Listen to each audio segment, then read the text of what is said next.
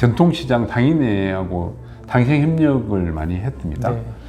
그때 이제 우리의 위협적 요인은 온라인이었지 전통시장의 위협적인 요인이 할인점이고 할인점은 전통시장이 위협적 그 매출을 빼앗아가는 그런 상황이 아니었거든요. 마트가 가면 존립할 수 있을까 이런 질문이 있을 수 있잖아요. 네. 저는 절대 존립한다. 또 이 보상은 난 만족하지 못해. 이건 당신이 정해진 룰이고 나는 여기까지 오는데 내 인건비 얼마고 내 시간 얼마 들이고. 오늘은 김정장의 1등 마트 도전기의 저자 김용훈 작가님 모시고 이야기 나눠보도록 하겠습니다. 작가님, 구독자분들에게 인사할까요? 안녕하십니까. 23년 마트 생활 끝에 퇴직하고 김점장의 1등 마트 도전기로 출간한 작가 김용훈이라 합니다. 반갑습니다. 네. 어떻게 일단 이 책을 어떻게 쓰시게 되는지 좀 궁금해요. 이게 제가 마트 생활 23년이 네. 정말 뭐랄까 배남무상한 시간이었습니다. 뭐 알다시피 초창기에는 우리나라 마트가 여러 업체가 있지 않습니까? 네. 뭐 지금 살아남아 있는 세계의 E, L, H뿐 아니라 네. 외국계 회사 이렇게 많이 있지 않습니까? 그게 사라지는 데는 10년도 안 걸렸습니다. 그 정도로 배남무상했고 네. 또 지금은 그 온라인이 그쵸. 있어가지고 뭐 땡팡이라든지 수많은 온라인 업체들이 있습니다. 그래서 그와 경쟁하는 게 벌써 10년 넘었어요. 그런 과정에 열심히 하다 보니까 와 이런 어떤 이 우리나라 유통 현장의 이야기를 쓰면 참 재밌겠다 이런 생각이 좀 들어가지고 네. 이런데 종사하고 있는 후배들이나 안 그러면 이 속에서 일하고 있는 작은 뭐 자영업자 소상공인한테도 우리 경험이 좀 도움이 되겠다 이런 생각에서 쓰게 됐어요. 네. 그러니까 23년 동안 이 유통업, 이 마트에 계시면서 진짜 제가 돌이켜보면은 진짜 어떻게 보면 그 마트의 흥망성쇠라고 해야 되나요? 맞습니다. 어떻게 보면 이 사이클을 좀 다 경험을 하신 거잖아요. 예, 어마어마합니다. 23년 동안 이 유통업에 종사하시면서 소회가 어떠세요? 어떤 느낌이 드세요? 우리나라 유통업이 천지개벽했다. 저만 하더라도 네. 롯데마트에서 퇴직을 했는데 첫 입사는 지금 아는 분은 아시겠지 모르지만 LG마트에서 시작을 했습니다. 그래서 LG마트가 GS마트로 바뀌고 GS마트가 롯데마트로 바뀌고 저는 원치 않았지만은 이 세 회사로 그냥 자연스럽게 온 게 23년의 세월이 지났는데 네. 그것뿐 아니라 다른 우리나라 유통의 시행도 어마어마한 변화를 거쳤어요. 처음에 우리가 마트에 입사했을 때는 네. 정말 뭐 명함내밀면 전부 다 부러워하고 매년 뭐 인센티브 받고 와. 이렇게 이제 지내고 그마침 승승장구를 했거든요. 네. 할인점이 승승장구하고 누구나 좀 요즘 깨어있는 아빠라면 마트에 카트 밀고 와이프와 장 보러 간다 이런 것이 그냥 나는 좀 더 네. 집안에 충실한 아빠의 모습이다 이런 이제 풍경을 자연스럽게 이야기하는 시절이 왔다가 지금은 아무도 그런 이야기 하는 데가 없습니다. 그렇죠. 다 그냥 핸드폰으로 핸드폰으로. 주문하거나 장 보러 가면 집안 대표 한 명이 갔다 와서 얼른 사오는 맞아요. 이런 정도로 모든 게 그 짧은 시간에 다 변했어요. 그러니까 제가 마트의 태동기에서 초고속 성장기, 세태기까지 제 짧은 직장 시간에 다 겪게 됐던 거예요. 그마침 천지개벽한 우리나라 유통업계를 경험했다니죠. 그러면은 이 초고속 성장기에서 이제 어떻게 보면 이제 주춤하다가 정체기에서 쇠퇴를 했을 거잖아요. 현장에 계시면서 어느 때 조금 이게 좀 예전 같지 않은데 이 달라진 환경이나 이게 좀 피부로 와닿은 적이 언제세요? 제일 이제 크게 와닿은 것은 온라인이 서서히 뜨기 시작하면서 과거의 성장기에서 매출이 올라가는 게 주춤해지고 또는 일부 마트는 매출이 떨어지고 이런 과정이 있었고 그 다음에 이제 우리 그 국민들의 어떤 가족이 변화됐대요. 처음에 제가 뭐 90년대, 2000년대 초반만 하더라도 4인 가구가 기본이었어요. 이게 부부의 자녀들이었지 않습니까? 근데 지금 그런 집안 드뭅니다. 그리고 실제로 이제 출산율도 줄어든 것도 있지만은 이제 그런 어떤 변화들이 있으면서 2000년대 초반에는 급성장을 했던 게 그런 그 가족 구성원의 어떤 구매력이 엄청나게 영향을 미쳤는데 2000년대 후반 들어오면서 우리 세대의 가족들이 성장해서 자녀가 커져서 출가하고 네. 그 다음에 새로 출가한 자녀들은 결혼 정년기가 늦어지고 또 자녀의 수도 줄어들고 이러면서 그 변화가 그대로 마트의 성장에 영향을 바로 미쳤습니다. 약간 조금 민감한 질문일 수 있는데 네. 이거 한번 여쭤보고 싶어요. 이제 우리나라에서는 이제 그 뭐 상생해가지고 예. 이제 대형마트 때문에 전통시장이 죽는다. 예. 이래서 이제 뭐 의무 휴업이라든지 예. 이런 것들을 막 했잖아요. 예. 근데 이거에 대해서 이제 뭐 이런 마트가 이렇게 어려워진 데에는 조금 이제 그런 이제 정부의 뭔가 의무 휴업이나 이런 규제가 있어서 마트가 조금 이제 어려워졌다라는 시선도 있고 예. 또 반대 입장에서는 이제 아니다 이거 라이프 스타일 어차피 변할 거였는데 그게 우연히 뭐 시기가 맞으면서 이제 그렇게 좀 보이는 것 뿐이다 이렇게도 보시는 분도 있는데 체감적으로는 뭐 이런 진짜 이런 뭐 정부의 규제나 이런 것 때문에 진짜 뭐 마트의 뭔가 영업이나 이런 것들이 굉장히 어려웠다고 보시나요? 어떻게 보세요 그런 것들? 그거는 부정할 수 없다고 생각해요. 예. 이게 제 기억으로 2013년인가? 네. 14년에 아마 마트 의무 휴무가 결정이 됐거든요. 결정이 되고 네. 그때 분명히 영향을 미친 거는 맞고 또 마트가 성장시에서 소위 임팩트를 받아가지고 약간 네. 주춤해지는 결정적인 계기가 된 거는 맞거든요. 맞는데 한 입장에서 말을 하면 네. 그 사실상 이제 마트의 규제를 한 데에서 전통시장이 살아나는 그런 거는 쉽지 않았어요. 저도 이제 뭐 제가 지방 안성점에 근무할 때 전통시장 상인회하고 상생 협력을 많이 했습니다. 네. 그때 이제 우리의 위협적 요인은 온라인이었지 전통시장의 위협적인 요인이 할인점이고 할인점은 전통시장이 위협적 그 매출 빼앗아가는 그런 상황이 아니었거든요. 그 부분은 다 공감을 했어요. 근데 이제 이게 너무 빨리 변하다 보니까 이게 할인점이 1993년 이마트 창동점이 오픈한 할인점 1호점에서 전체 할인점이 100개, 200개가 넘어가는 게 채 10년 만에 넘어가 버린 거예요. 그러다 보니까 이제 전통시장이나 일반 골목 상권의 영향이 큰 거는 맞지만은 그게 전체의 어떤 영향은 아니다 이렇게 생각을 하고 있습니다. 네. 이제 23년 동안 이제 어떻게 보면 한 업종에서 계속 네. 일을 하셨는데 그 마트의 업의 본질에서 한번 여쭤보고 싶어요. 네. 저한테 이제 대형마트는 뭔가 물건을 대량으로 이제 진열해 놔서 예. 소비자들이 좀 저렴하게 살 수 있는 곳이라는 인식이 예. 강한데 실제 이제 점장도 하셨잖아요. 예. 어떻게 이 업을 이해하고 계신지 궁금해요. 이건희 자서전을 보면 네. 이건희 회장이 이제 그 당시 90년대였습니다.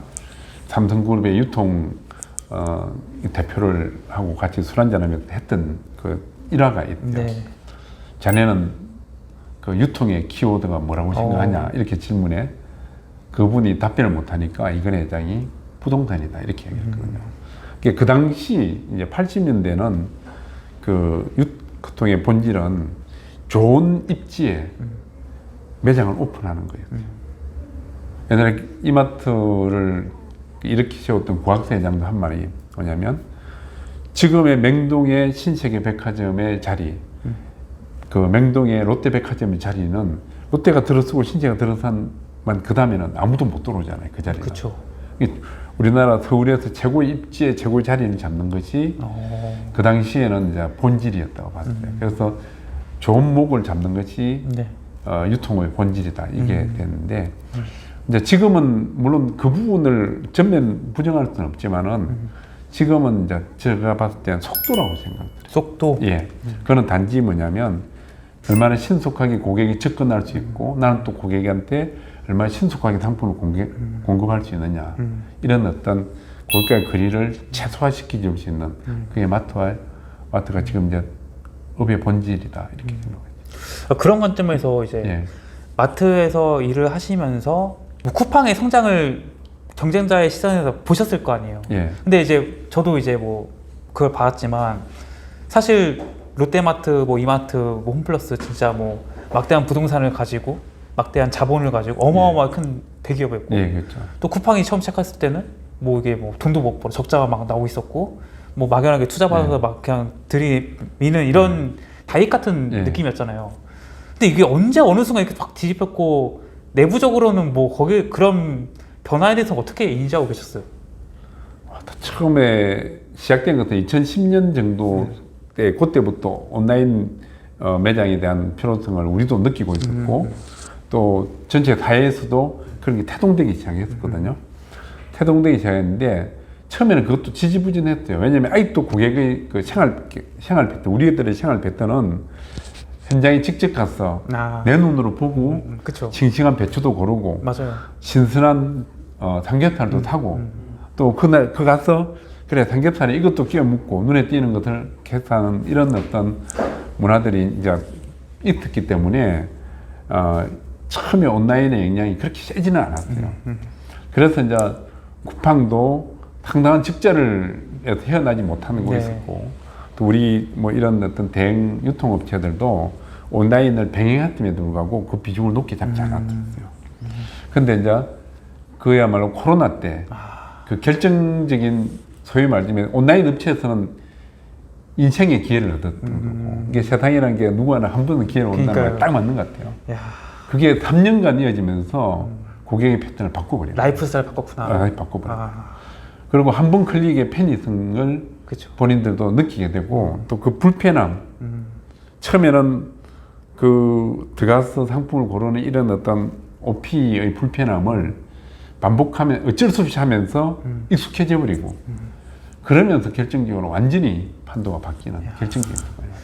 저도 말씀 중에 생각나는 게 저도 이제 경영학과 나왔는데 경영학 수업 들을 때 교수님이 우리나라 소비자들이 이제 뭐 수박이나 사과나 삼겹살 할 때 눈으로 보고서 좋은 제품을 이제 사기 때문에 아무리 뭐 마트에서 온라인을 뭐 하고 해도 절대 이걸로 사지 않는다. 내가 직접 고른 상품, 내가 직접 눈으로 확인 신선한 상품 샀기 때문에 이걸 바꾸기가 어렵기 때문에 이 오프라인 유통, 또 대형마트는 계속 이제 갈 수 있을 거다라고 했는데 저도 졸업하고 나서 코로나고 이러면서 라이프 스타일이 완전 바뀌면서 게임의 판이 바뀐 거네요. 이게 보니까.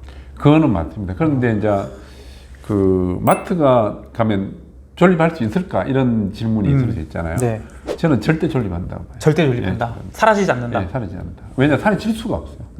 그 유통업은 어떻게 보면 우리 인간 생활에 혈액과 같은 거예요. 네. 그 상품이 그렇게 이동되지 않으면 사소한 것도 모든 거 우리가 필요해서 이동돼야 되지 않습니까?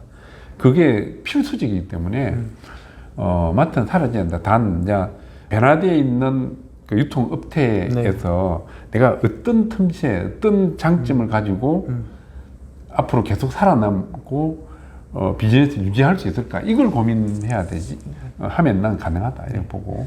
아까 이제 뭐 교수님도 그 얘기했다고 했는데 마트가 지금 살아날 수 있는 그래도 기회는 뭐냐면 신선식품이라고 봐요. 그 부분에서는 강점을 가졌다. 우리가 아무리 뭐 온라인 전문 업체가 발달돼도 냉동 고등어는 몰라도 신선한 고등어, 신선한 삼겹살, 뭐 신선한 딸기를 살 수는 없거든요.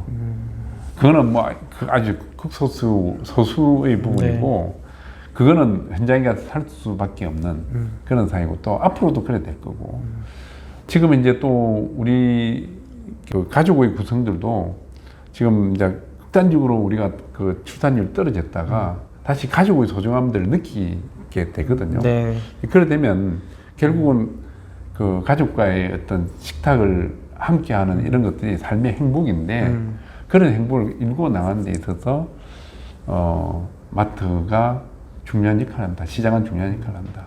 이런 생각합니다. 그러니까 마트가 이제 앞으로 이제 변화하는 환경 속에서 생존할 수 있는 길은 신선식품에 있다. 그게 이제 상품에는 신선식품이다. 근데 이제 그거는 이제 고객이 마트를 오게 하는 부분이고 또 마트가 지금 이제 마트가 오프라인 매장만 반드시 해라는 부분은 없거든요. 온라인하고 병행해야죠. 그쵸. 병행해야 되고 과거에 우리가 이제 마트 뭐 초창기에 대행 할인점 뭐 4,000평, 5,000평 되는 이런 게 대행 마트였는데 그 정도 되면 취급하는 아이템이 보통 한 5만 가지 정도가 매장에 진열되어 있었어요. 진열되어 있는데 지금은 솔직히 이제 빈식품의 많은 수들이 줄어들고 하면서 뭐 2만 가지 이하로 떨어졌어요. 대행 할인점도. 어쨌든 그런 어떤 진열 상품은 줄었다 하더라도 온라인과 병행하면 더 많은 상품과 연결을 할 수 있는 연결고리를 고객과에 만들어갈 수 있거든요. 네. 그러면 오히려 지금에서 신선식품 매장에 진열하고 네. 그 다음에 매장에 진열할 필요가 없는 온라인으로 충분히 고객과 소통하고 연결될 수 있는 상품은 연결하면 오히려 나는 마트가 또다시 회생할 수 있고 또 부활할 수 있는 기회가 있다고 봐요. 예. 네. 이게 일반 고객들이 사실 이제 그 대형 마트에 점장님을 직접 만날 기회는 사실 없잖아요. 뭐 이제 판매원이나 이런 사람 만나도 점장님은 어떤 고민을 하시면서 점장 운영할까가 고민되긴 해요. 왜냐면은 제가 생각하기에는 이게 사실은 아까 말했던 부동산 업이라고 본질을 봤을 때 이게 뭐 점장이라는 역할이 그렇게 뭐 많은 재량권을 가지고 많은 걸 바꿀 수 있을까? 또 점장에 따라서 매출의 변화라는 게 정말 그게 클까? 이런 생각이 들긴 하거든요. 어떤 고민을 하시고 어떻게 운영하셨나요? 이게 이제 저도 뭐 마트 23년 근무 중에서 11개 점포에서 근무했고 6개 점포에서 점장을 했습니다. 최 점장으로 발령받아 가면 제일 힘든 게 구성원들과 아이스 브레이킹을 하는 거예요. 첫 대면에서의 어떤 관계를 깨고 그들과 이렇게 같이 함께하는 그 소통이 제일 힘들거든요. 아무리 점장이라 하더라도 그 뭐 수백 명의 직원들한테 군림할 수는 없잖아요. 그분들과 소통을 해서 교감이 돼야 그 매장이 원활하게 가는 부분이고, 또 하나 뭐냐면 예를 들어서 저는 이제 그 마지막 제주점뿐 아니라 그 춘천점에서 점장을 했어요. 그러니까 우리나라 제일 북쪽하고 제일 남쪽 끝에 있는 점장도 했거든요. 근데 다 그 지역의 특색이 있어요. 고객들이. 특색이기 때문에 그 고객들과의 소통도 정말 쉽지 않아요. 그러니까 이제 서울에서 느끼던 고객의 느낌, 제주점에 느끼는 고객의 느낌, 춘천점에서 느끼는 고객은 분명히 다릅니다. 일을 이야기하면 예를 들어 이제 점장이 제일 힘든 부분이 클레임 점장님, 직원들이 점장님 오셔야 될 것 같은데 그래요. 그러면 제가 송파점에 근무할 때는 정말 힘들었어요. 왜냐하면 고객의 수준도 높고 그분들이 까다롭구나. 엄청 까다롭고 지적도 날카롭고 또 하나 뭐냐면 소위 말해 냉정합니다. 제주점에 있는 제주 사람이나 춘천에 있는 분들에 비해서는 그 인간적인 정보다는 이해관계가 분명하신 분들이 이야기를 하세요. 그러면 그게 정말 힘들거든요. 이게 그렇듯이 처음에 가면 제일 힘든 게 이제 그런 어떤 고객의 성향을 파악하고 내부 직원들의 성향을 파악해서 함께 원팀을 가는 게 그게 제일 힘든 부분. 그러면은 그 점장님 좀 오셔야 될 것 같습니다 했을 때 가장 많은 문제 유형은 뭐예요? 뭐 때문에 오라는 거예요, 대체? 대체로 이제 고객은 본인이 원하는 답변을 못 들었을 때 결국 점장까지 오게 되거든요. 근데 이제 예를 들어서 지금까지 잘 생각하고 싶지 않는 고객 한 명이 좀 떠올라요. 그분은 내가 이제 고향점에 근무할 때인데 그 쌀에 이제 그 옛날에 즉석 도정미라고 맞아요. 쌀을 좀 더 신선한 쌀을 공급하기 위해서 도정된 상품을 포장하기 아니라 이제 그 현미 수준의 쌀을 현장에서 도정을 해서 하면 밥맛이 훨씬 좋거든요. 근데 이제 즉석 도정미 코너에 고객이 그 쌀을 5kg짜리 하나 사간 거예요. 근데 그 안에 바구미라고 쌀벌레가 있었어요. 그걸 가지고 오신 거예요. 그걸 가져오셔가지고 그 결국 이제 점장이 불려서 갔죠. 근데 자기는 이제 보상을 해달라고 했는데 사실 그게 이제 그 불량식품은 아니거든요. 그게 이제 다른 자연산물이고 그 부분은 우리가 분명히 잘못한 거는 맞지만은 그게 당신이 이 불량식품을 팔았다고 인정해 라고 요구를 하는 거예요. 이 벌레가 인정할 수 있는 부분은 아니거든요. 법적으로도 맞지 않고. 근데 이제 그분은 나한테 촬영을 하면서 말씀하세요. 이렇게 말해요. 정말 기억하고 싶지 않다. 결국은 그분한테 쌀 한 푸대 더 줬어요. 그러니까 그분은 결국 자기 산 쌀 그대로 가져가고 그걸 반품한 것도 아니고 우리가 보상한 쌀 한 푸대 더 가져가셨죠. 그러면 그분은 한 푸대를 더 받고 싶어서 그런 건가요?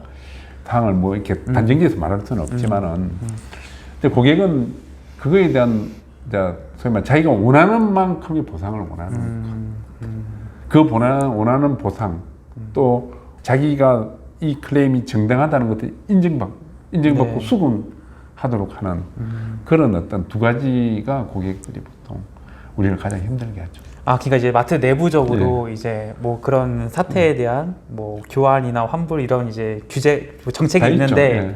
이제 현장 책임자는 그 규정에 따라서 이제 그렇게 해드리는 건데 고객 입장에서는 그게 이제 성에 안 차니까 안 차는 거예요. 너 뭐야 보통은 이제 그럼 점장 나와 이렇게 돼서 예. 전장이 불려 나가게 된다. 보통 이제 네. 그 접점에 있는 담당은 규정에 따라서 그쵸. 하시죠. 예를 들어 네. 상품이 문제가 있다면 책을로 교환해드리고 그로 인해서 불편을 끼치는 것에 대해서는 적정량의 우리가 보상을 해드리게 되거든요. 뭐 상품권을 뭐 5,000원을 드린다든지 10,000원을 드린다든지 이렇게 해드리거든요. 근데 이제 어떤 고객들은 거기에 그치지 않고 당신이 잘못했다고 인정해. 그리고 당신이 잘못된 상품을 팔았다고 인정해. 이런 걸 요구하는 경우. 또 이 보상은 난 만족하지 못해. 이건 당신이 정해진 룰이고 나는 여기까지 온데 내 인건비 얼마고 내 시간 얼마 들였고 내 불편한 게 다 해서 보상해내. 그런 보상이 이제 그런 고객이 기대하는 보상의 범위하고 우리가 줄 수 있는 범위 격차가 너무 큰 거 아닙니까? 그럴 때 이제 그러니까 규정을 힘들죠. 넘어선 예. 요구를 할 때 점장님이 예. 불려 나간다. 그러지 이렇게 정리해 볼 수 있겠네요. 근데 이제 대체로 이제 지방으로 갈수록 그런 게 심하지는 않죠. 우리가 진심으로 사과드리고 또 그 부분에 고객들의 불편을 인정해드리면 네. 보통 이제 지방은 또 잘 받아들이시고 또 인간적으로 또 네. 이렇게 해결되시고 이렇게 하는데 대도시로 올수록 또 까다롭죠. 그렇게 생각합니다. 아마 점장을 여러 해 동안 예. 맡으시면서 아마 이제 현장에서 많은 문제들을 해결했을 예. 것 같은데 현장에서 뭔가 좀 답을 찾은 사례들 같은 게 있을까요? 많죠. 이게 대부분 이제 제가 그 책에도 썼는데 그 제주점은 육지 점포가 또 다른 특성을 가지고 있어요. 이게 육지 점포는 예를 들어서 상권이 겹치거든요. 네. 예를 들어서 잠실에 롯데마트가 있다면 네. 그 잠실에 사는 분도 롯데마트를 오지만은 잠실에 직장이 있는 분도 오거든요. 그렇죠. 근데 그분은 예를 들어서 제가 성북구에 사는데 성북구에 있는 가까운 롯데마트에 또 있거든요. 근데 이제 이렇게 소위 말해 상권이 겹쳐지게 돼 있기 때문에 상권을 확대할 수 있는 또 상당히 침범할 수 있는 이런 요소들이 변수가 더 많아요. 근데 이제 제주점 같은 경우는 가까운 목포 사람이 제주점에 장보러 올 확률은 거의 제로에 가깝잖아요.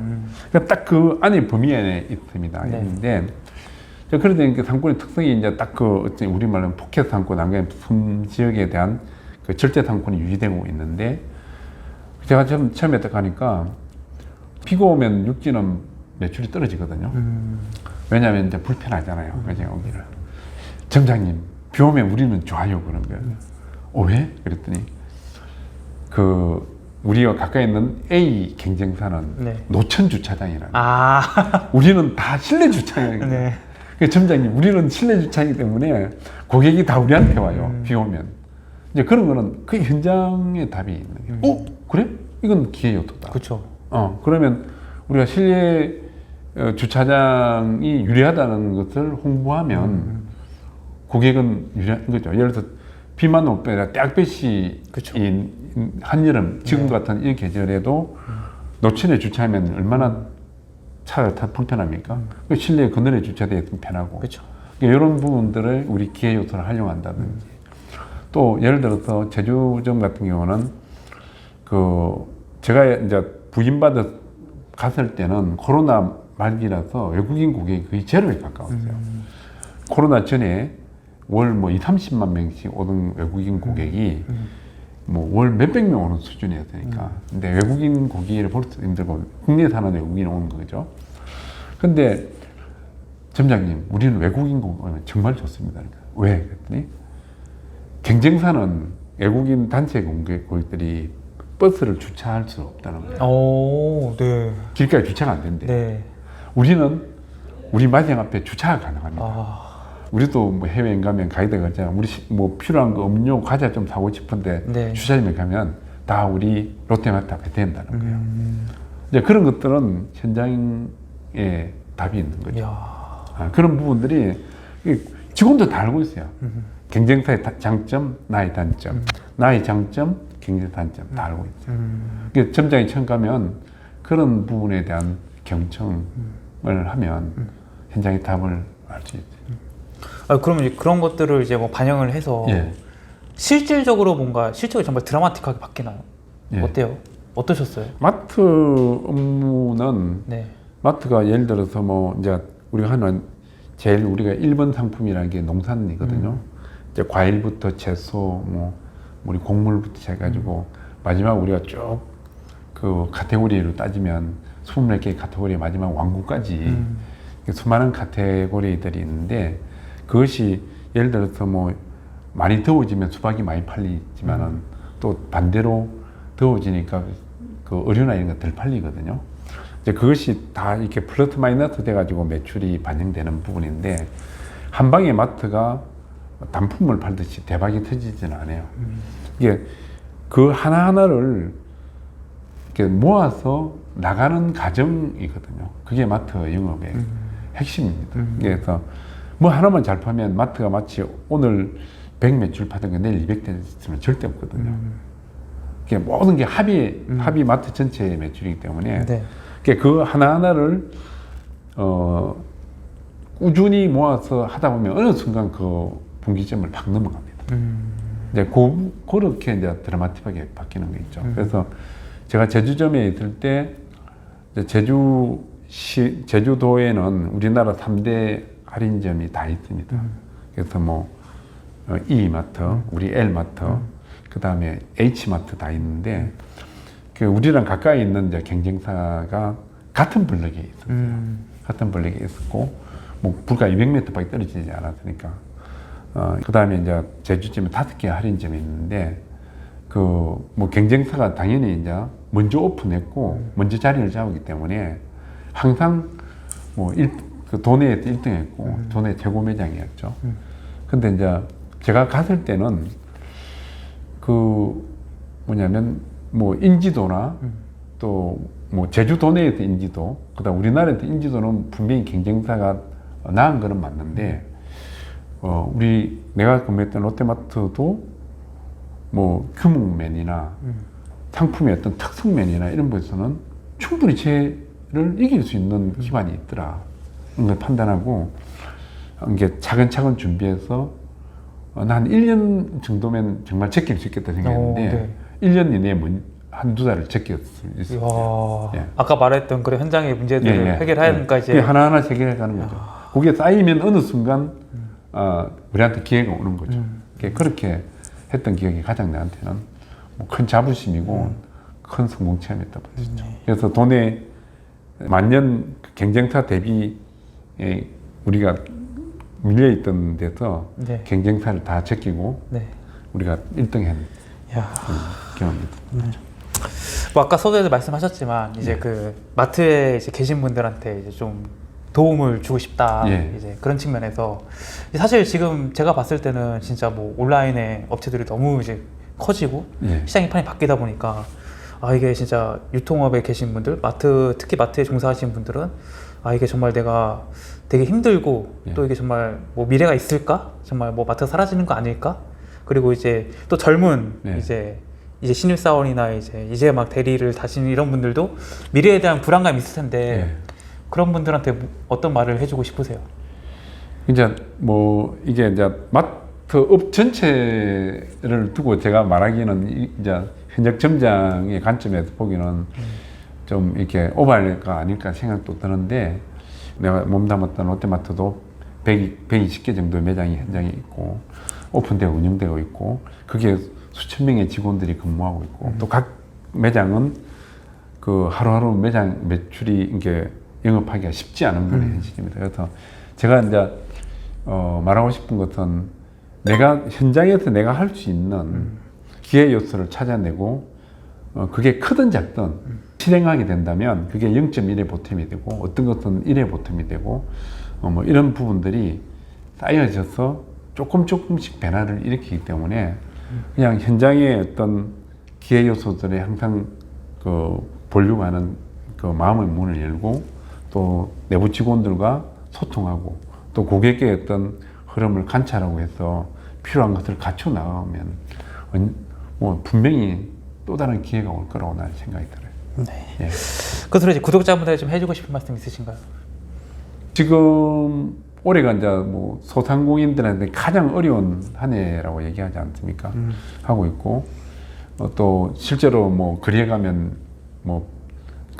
소위 말 철저한 매장도 많이 보이고 이렇게 한데 대형마트에 제가 근무했지만은 대형마트나 일반 이게 길거리에 있는 자영업이나 본질은 다르지 않다고 생각합니다. 상품으로 고객한테 판매를 하는 거기 때문에 그래서 난 그게 어느 마트 어느 매장이든 분명히 그 기회 요소는 있다고 생각이 들어요.